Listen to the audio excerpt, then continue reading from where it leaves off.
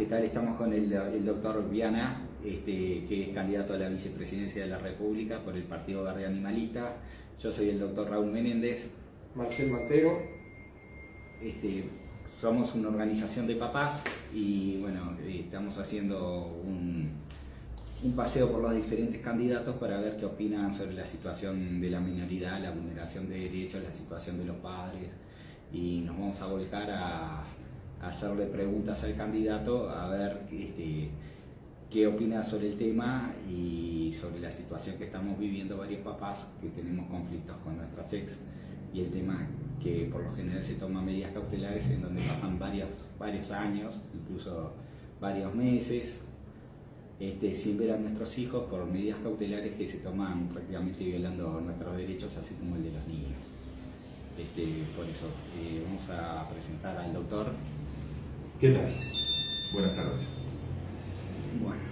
Bueno, un placer. Estoy a las órdenes, un poco a las preguntas que ustedes me realicen, sin perjuicio de hacer realmente alguna consideración general.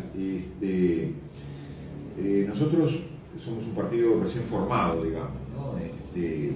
Por lo tanto, estamos en un proceso de iniciar un camino. Tenemos entre esas dificultades propias de la estructuración del partido. Sin embargo, en general tenemos con el partido, tanto el doctor Gustavo Salle como quien habla, el doctor Gustavo Salle, que va a ser el candidato a la presidencia, como quien habla, Enrique Viana, y el resto del partido, en especial el señor Leonel García, que es un poco la cabeza visible del partido, y otros integrantes, una visión crítica de muchos aspectos que hacen a la legislación nacional de los últimos tiempos, en general, ¿no? Somos críticos del nuevo Código del Proceso Penal, como es sabido. Somos, por ejemplo, en lo personal, muy crítico de la ley, para decir otra ley que no tiene nada que ver con el tema que vamos a hablar, de la ley de ordenamiento territorial. Yo planteé, como siendo fiscal en su momento, allá por el año 2002, si no recuerdo mal, la inconstitucionalidad de la ley de violencia doméstica. Tengo una visión similar con relación a la ley de violencia de género, tengo una visión crítica del Código de la Niñez y la Adolescencia, pero enumero todas estas legislaciones y seguramente hay otras a enumerar para significar una de nuestras preocupaciones como partido.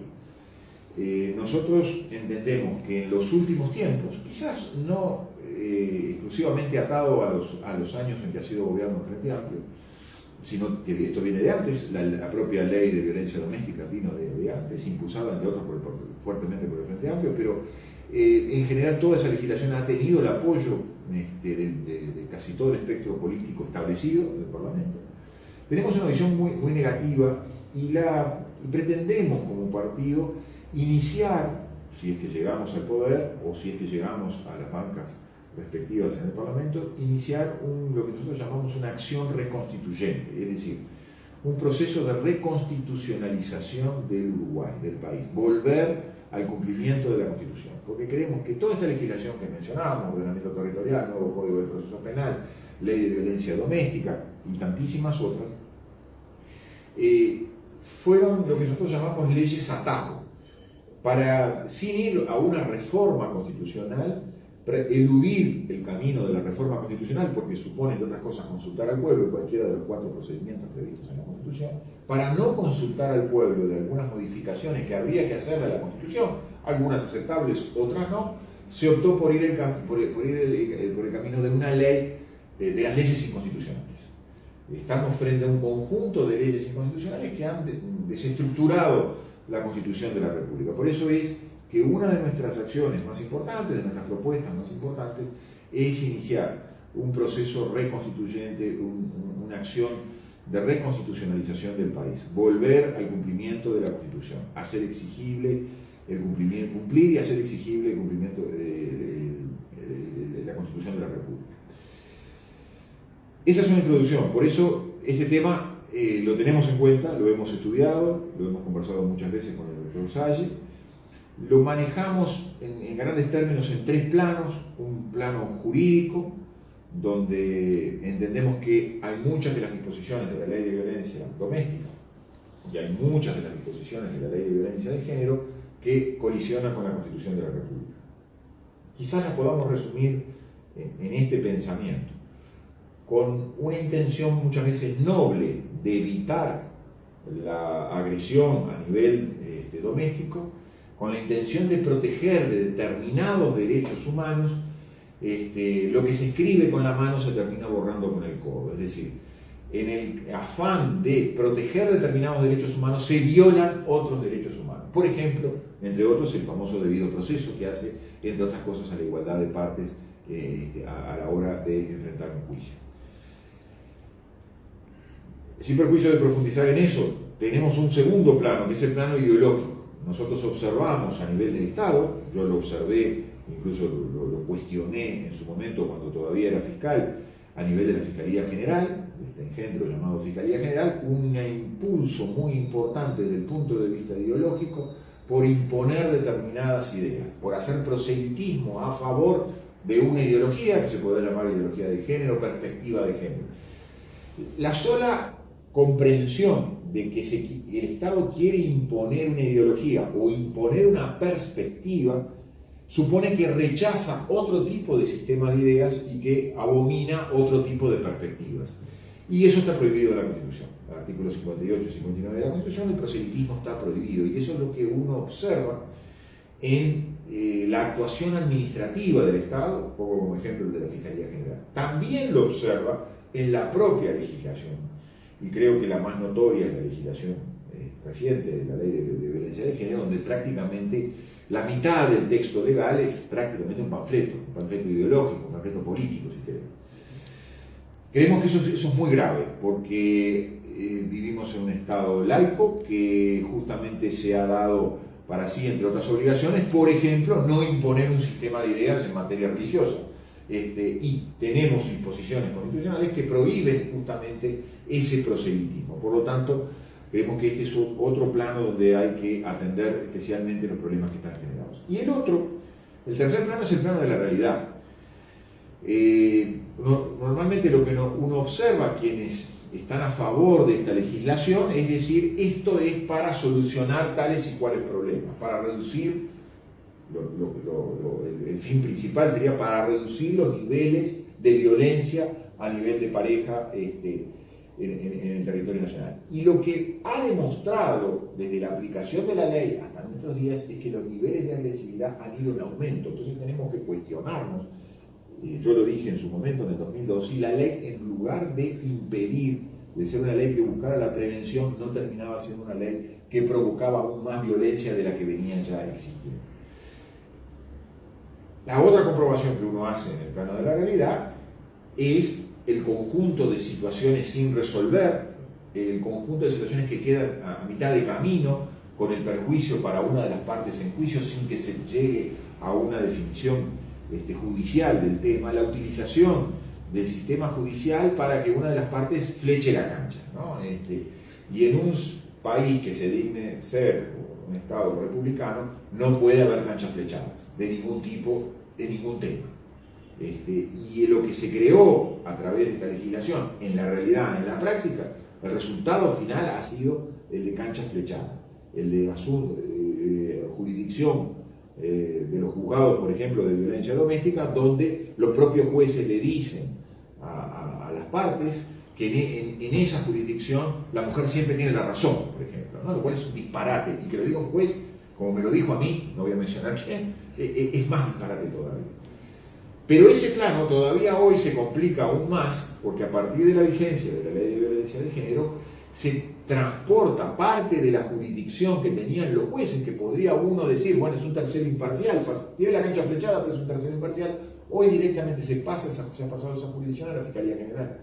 Con lo cual tenemos una cancha flechada dentro de una parte, en el eventual juicio posterior, una parte que a su vez tiene una influencia ideológica, proselitista, por parte de la Fiscalía General, que si la cancha ya estaba flechada, ahora directamente está mucho más flechada a la hora de resolver estos problemas. Y eso nosotros consideramos que debe ser revertido. Esos pasos dados en ese sentido, debemos empezar un camino de reversión de eso, aplicando ¿qué? Especialmente haciendo valer la Constitución de la República y buscando llegado el caso, las modificaciones legislativas para volver al encauce del respeto de los derechos humanos, de todos los derechos humanos, no de unos en perjuicio de otros previstos en la Constitución de la República. Perfecto. Te quería preguntar Sí. sobre el tema del proyecto de ley de custodia compartida que está en el Parlamento del año 2016, que fue presentado por la organización Todos por Nuestros Hijos, y bueno, y nosotros hablando con una cantidad de diputados y senadores, la verdad que nos han manifestado que, bueno, que no lo quieren sacar adelante. Son contestes en decir que, bueno, que es algo bueno, que es algo igualitario, que es algo bueno para los niños, que se está practicando en muchos países del primer mundo, pero que no se quieren poner el feminismo en contra.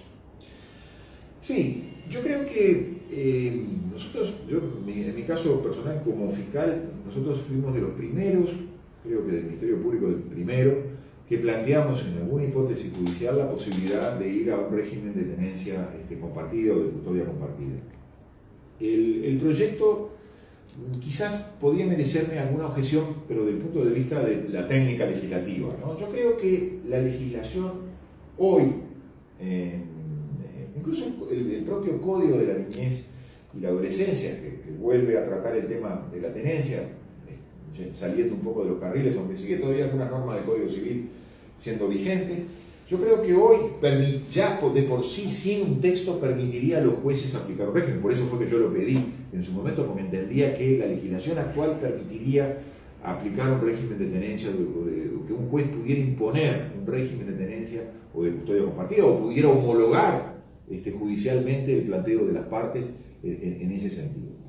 Creo que no hay prohibición, digamos, no hay norma que prohíba tener un sistema de tenencia compartida hoy en la legislación nacional.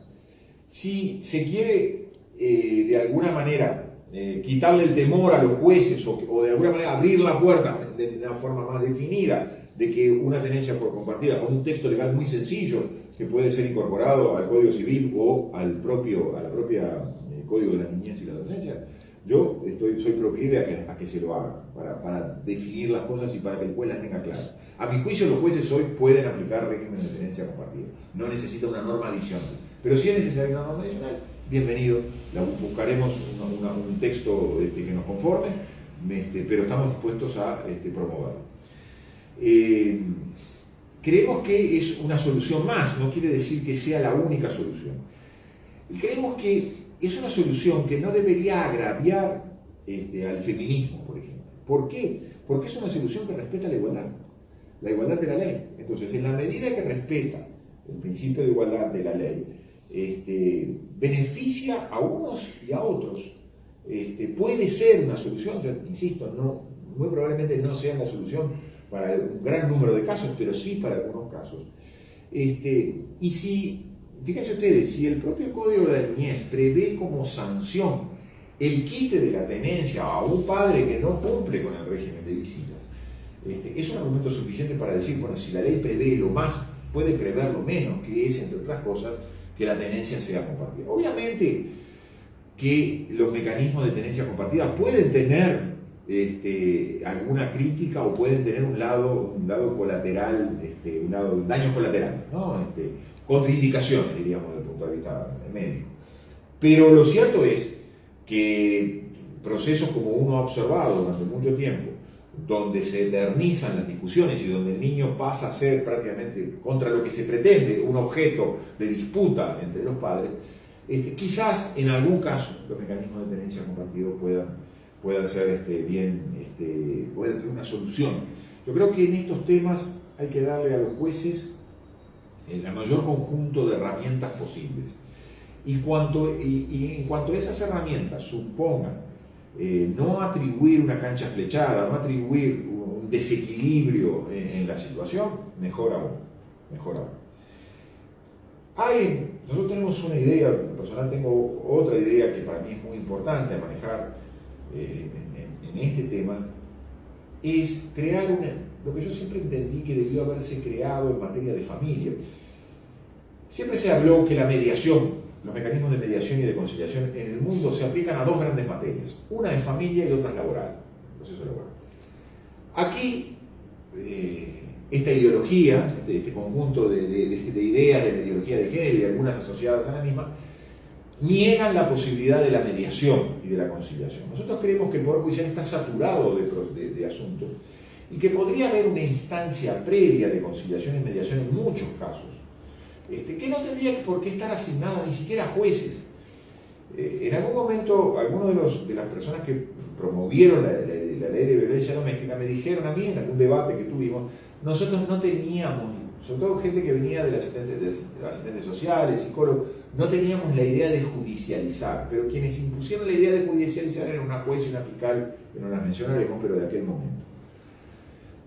Y entonces hubo un punto de encuentro con la gente que venía de otras ciencias, ¿no? como son los asistentes sociales, como son los psicólogos, que vienen de otra forma de razonar y de pensar. Y el punto de encuentro era, quizás no hay que judicializar todo, porque judicializar todo supone meter adentro de un expediente judicial, adentro de la burocracia de un expediente judicial, un asunto que debe tener un primer plano de solución a nivel de asistencia, a nivel de consensos, a nivel de buscar soluciones amigables, ¿no? entre las partes.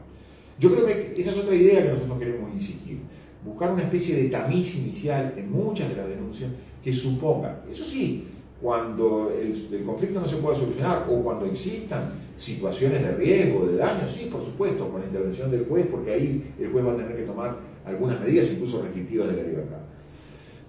Otro aspecto que a nosotros nos preocupó del inicio fue un debido proceso, ¿no? Es decir, el proceso de violencia doméstica incumple absolutamente con las reglas del debido proceso. Debe existir un mínimo de proceso donde exista la posibilidad de que una parte denuncie, pero que otra parte tenga la posibilidad de hacer los descargos y contenidos. Que se tenga que resolver en un plazo corto, sí, muy corto. Incluso yo siempre sostuve que en materia de violencia doméstica había que aplicar las disposiciones de la Constitución de los plazos de 24 y 48 horas, porque se estaban aplicando medidas restrictivas de la libertad y por analogía debían respetarse esas decisiones. Pero debe haber un verdadero contradictorio. Y también otro problema que ofrece habitualmente el tema de violencia doméstica o el tema de vulneración de los derechos de los niños es que el padre, privado de determinados derechos respecto del niño, luego no tiene una vía judicial, salvo iniciar un juicio ordinario, que parece un disparate, para revertir esa situación. Es decir, no tiene la posibilidad de defenderse en un verdadero contradictorio, pero después de adoptada la medida, no tiene la posibilidad de tener un proceso ágil, rápido, tan rápido como el que le privó de sus derechos, para recuperar esos derechos cuando pueda demostrar que los perdió injustamente, que los perdió por una decisión arbitraria. Yo siempre me acuerdo que una decisión hace mucho tiempo, de los principios del tema de la ley de violencia doméstica, cuando tenían los jueces de familia común, y para mí era muy importante porque eran jueces experientes, veteranos, que sabían resolver los problemas, pero me acuerdo en un caso donde una persona vino a denunciar unos hechos de violencia doméstica con 5 testigos y el hombre salió para afuera, la mujer se quedó en la casa. A la audiencia siguiente vino el hombre, a los 10 días en la audiencia oratoria, vino el hombre con 5 o 6 testigos que decían que los problemas los generaba la mujer. Y la juez revirtió la decisión. Lo cierto es que yo creo que tanto una decisión como la otra fueron tomadas sin un debido proceso. Es decir, eran 2 decisiones arbitrarias, porque al grito del balde, al grito de uno se resolvió por un lado, al grito del otro se resolvió. Y eso no es justicia. Una de las reglas de Couture lo enseñaba, de la necesidad de un proceso y la necesidad de un proceso de cumplimiento de determinadas reglas, entre otras la de la igualdad de partes, la del derecho de defensa, está basado justamente en eso, en no hacer farsa de procesos, como decía Couture, que suponen decisiones injustas, ¿no? La decisión podrá ser justa, pero llevada de la manera, sin un contradictorio, sin el cumplimiento de la igualdad de partes, sin el cumplimiento del derecho de defensa, no nos asegura la justicia de esa decisión. Yo creo que eso hay que reverlo, que hay que rever la legislación para volver a darle un debido proceso a lo establecido en la ley de violencia doméstica y en la ley de violencia de género y en la ley de Código de la Niñez cuando establece el proceso de vulneración de los derechos. Nosotros también hay otra realidad que estamos viendo como organización, que recibimos muchos papás que realmente quedan por el camino porque no tienen absolutamente ningún recurso y no tienen a dónde recurrir, porque no hay una sola ONG para papás, no hay apoyo de ningún tipo, ni psicológico, ni de ningún tipo para un padre que es alejado de su hijo. Y bueno, y lo vemos que quedan por el camino, muchos han quedado en indigencia, algunos se han suicidado, otros han arrancado para el alcoholismo, otros han tirado la toalla y han abandonado a su hijo.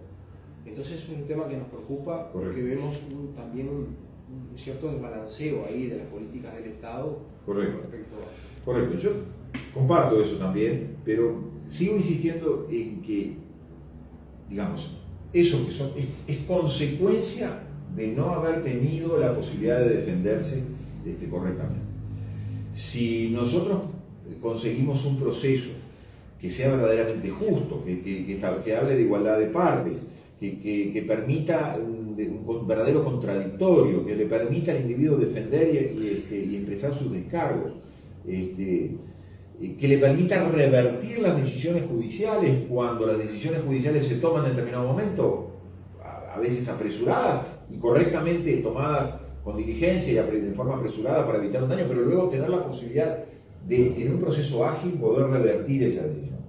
Eso evitaría las consecuencias, las otras consecuencias. Pero yo creo que hay que atacar, primero el nudo gordiano está allí, con la ley de violencia doméstica, con la ley de violencia de género, con el noble propósito de proteger determinados derechos, se violan otros derechos. Lo que tenemos que buscar es una armonía para que ninguno de esos derechos se viole y se respeten los derechos de todos. Doctor, yo le quería plantear, bueno, tenemos por supuesto que en nuestro ordenamiento legal entendemos que es muy proteccionista de los derechos de los niños. Yo como abogado estoy por la posición que para mí, como está protegido el derecho del niño a tener familia, ya sea por el artículo 40 de la Constitución, el CNA, la Convención de Derechos del Niño, el Pacto de San José de Costa Rica, entre otras leyes, entiendo que también que el Estado desdibuja el rol del juez, porque el tema es, sabiendo que el 350.2, la orden que le da el CGP al señor juez es conservar la familia y sobre todo proteger al más vulnerable. Hoy el Estado, la primera ratio que tiene cuando le llega una denuncia es apartar a ese papá. En el entendido de esta defensa, o sea, de la persona que habla, que también es abogado, yo entiendo que la vulneración de derechos del niño tendría que ser la última ratio, no la primera. Hoy es la primera. Doctor, ¿usted qué opina al respecto? Yo creo que los jueces, en materia judicial se ha dado una paradoja en los últimos tiempos. El juez civil, el juez de familia, tiene hoy potestades inquisitivas que no las tiene el juez penal, por ejemplo, ¿no? En materia penal, todo el poder inquisitivo se trasladó a la fiscalía. Y en materia civil, que no viene al caso, pero que es donde debería regir el principio de disponibilidad de las partes, sin embargo, el juez civil tiene potestades inquisitivas y el juez de familia tiene potestades inquisitivas todavía más acentuadas, previstas entre otras en el artículo 350, y bueno, indudablemente en la ley de violencia doméstica y la ley de violencia de género todavía más acentuada todavía. Yo creo que incluso hay contradicciones allí, porque en la medida que ahora se le dio a la Fiscalía General una serie de competencias, la propia norma de la ley de violencia de género tiene contradicciones, sigue teniendo normas que hablan de la inquisitividad del juez, pero al mismo tiempo pretende meter la ley de violencia de género dentro de las reglas del nuevo Código del Proceso Penal. Yo creo, voy a dar una respuesta parecida a la pregunta anterior. En la medida que exista un contradictorio justo, donde las dos partes puedan exponer sus reclamos y invocar sus derechos, donde se respete la igualdad, donde se respete el derecho de defensa, que exista un contradictorio que sea además ágil, en el sentido de que si fue ágil para establecer una medida cautelar, tiene que ser ágil para poder revertir esa medida cautelar. No puede ser que quede esa medida cautelar a espera de que el individuo tenga que iniciar un juicio ordinario para revertir luego de 3 o 4 años una medida cautelar que dispuso la separación del padre del hijo, por poner el ejemplo más normal, digamos, o más habitual. Yo creo que a mí no me parece mal que el juez tenga las potestades inquisitivas previstas en el artículo 350, no me parece mal que pueda tener algunas otras más todavía. Lo cierto es que el juez tiene que poder adoptar esas medidas, pero en el marco de un proceso de respeto de los derechos de las partes. Si eso no se da, entonces estamos en el reino de la arbitrariedad, que es la realidad lamentablemente triste hoy de los juzgados de violencia doméstica. Es el reino de la arbitrariedad. Cualquier abogado que se le pregunte se va a decir, es el infierno de la arbitrariedad, son esos juzgados. Más allá de el buen espíritu, de la buena capacidad que muchos jueces han puesto y han intentado poner, más allá de la capacidad que algunos fiscales también han intentado poner. Ahora se da la paradoja que los fiscales ya no intervienen más en violencia doméstica. ¿Qué suponía eso? Fue por la modificación reciente, porque la Fiscalía necesitaba fiscales para otras materias, entonces los fiscales ya no intervienen más en violencia doméstica y en asuntos de prevención de vulneración de los derechos. Ahí tengo mi duda, pero el CNA sí. El CNA sigue interviniendo. Pero era muy importante la intervención del fiscal, porque en ese reino de la arbitrariedad, donde el juez podía hacer y deshacer, había otro sujeto que de costado le iba diciendo, no, me parece, señor juez, que eso no. O el juez tenía por lo menos la voluntad de decirle, bueno, voy a darle vista al fiscal a ver qué opina. Entonces si estaban de acuerdo, bueno, la arbitrariedad igual iba a ser, pero si había de alguna manera un freno de uno y otro, como funcionaba, digamos, era muy plausible y me consta que muchos fiscales, colegas, actuaban como un mecanismo de evitar que las arbitrariedades llegaran todavía a mayores, ¿no? Ahora eso se eliminó en materia de violencia doméstica. Yo creo que es un error. Pero por eso, insisto, tenemos que ir a modificar cómo se distribuyen los derechos en el ejercicio, en el contradictorio, en el proceso, en esta materia. La cancha está flechada, ahora tenemos que sacarle la flecha a la cancha, para decirlo pronto y claro. Sí. Una pregunta que quería hacerle. En algunos países, en la OMS ya está reconocida el síndrome de alienación parental como una enfermedad a tener en cuenta y los estados a empezar a aplicar medidas para combatirla. El Estado uruguayo y los distintos organismos que tratan el tema de la niñez la niegan. No hay ninguna reglamentación que haga que un juez pueda castigar a un progenitor que está alienando a un niño en detrimento de su salud emocional y mental. Queríamos saber su opinión. Sí, correcto. Yo creo que es un tema ese que hay que estudiarlo, hay que ver un poquito la legislación comparada. Yo le tengo una cierta prevención así como yo le dije que creo que debe haber una fase de conciliación y de mediación previa que debe funcionar para que lo que llegue a nivel judicial propiamente dicho, a la decisión de un juez, sea las situaciones verdaderamente conflictivas. Creo que muchas veces lo que ha ocurrido es, en esa cancha flechada que hacíamos mención, que los jueces se apoyan mucho en las opiniones de psicólogos y asistentes sociales. Yo le llamo eso, que me perdonen los psicólogos, le puse un nombre, le puse la psicfilia, el amor por el psicologismo, ¿no? Ese amor por el psicologismo obviamente tiene como contracara que hay quienes han venido a decir, también la psicología explica, y yo creo que correctamente, otros problemas como de la alienación parental. Yo no es que desconfíe de la intervención de los psicólogos y de los asistentes sociales, al revés, creo que tienen que tener una intervención inicial. Cuando el asunto ya pasa a ser judicial, el juez puede tener en cuenta los informes que se hagan a partir de esas conciliaciones y de esas mediaciones, puede tener en cuenta los informes periciales, en especial yo le atribuyo una gran importancia, sobre todo en los casos más conflictivos, a los informes psiquiátricos, ¿no? Que me perdonen los psicólogos y los asistentes sociales, pero le atribuyo y quizás sea necesario que el Poder Judicial tenga más a mano los informes psiquiátricos, ¿no? Con profesionales que me consta de buen nivel que existen, pero que no abundan tampoco. Yo creo que hay que arreglar esos caminos, digamos, para que luego cualquiera de estos síndromes, cualquiera de estos malfuncionamientos, digamos, en el orden emocional, psicológico, psiquiátrico, sean analizados, pero desde el punto de vista científico, y sea un insumo más para el juez aportado en el momento correcto. Pero insisto con lo que vengo diciendo, tenemos que corregir la estructura procesal primero, porque lo que está llevando nos lleva al reino de la arbitrariedad, y entonces cualquier informe psiquiátrico puede ser usado de una manera o de otra, o no usado, o arbitrariamente dejado de lado, o cualquier concepción puede ser dejada de lado en la situación, está íntimamente vinculado a que no tenemos un proceso con un debido contradictorio. Sí.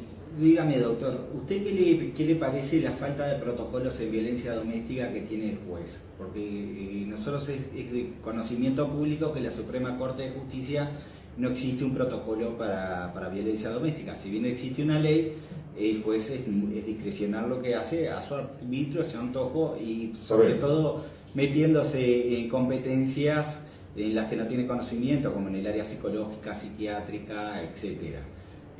Sí, volvemos un poco a lo mismo, ¿no? Yo soy bastante enemigo de los protocolos, porque los protocolos significan que, del punto administrativamente, sin una ley, se le diga a los jueces lo que tienen que hacer. Yo creo que la que tiene que decirle a los jueces cuáles son las reglas a cumplir en un proceso es la legislación, pero es la ley procesal, la ley que tiene que respetar, entre otras cosas, el debido proceso, el contradictorio, el derecho de defensa, la igualdad de partes. Si nosotros tenemos una ley que respeta todas esas circunstancias y que le vuelve a decir al juez, acá no hay una cancha flechada, señor juez, usted, señor juez, no puede decirle, como le dice a los abogados, mire que acá la mujer siempre tiene razón. No, eso no puede ser.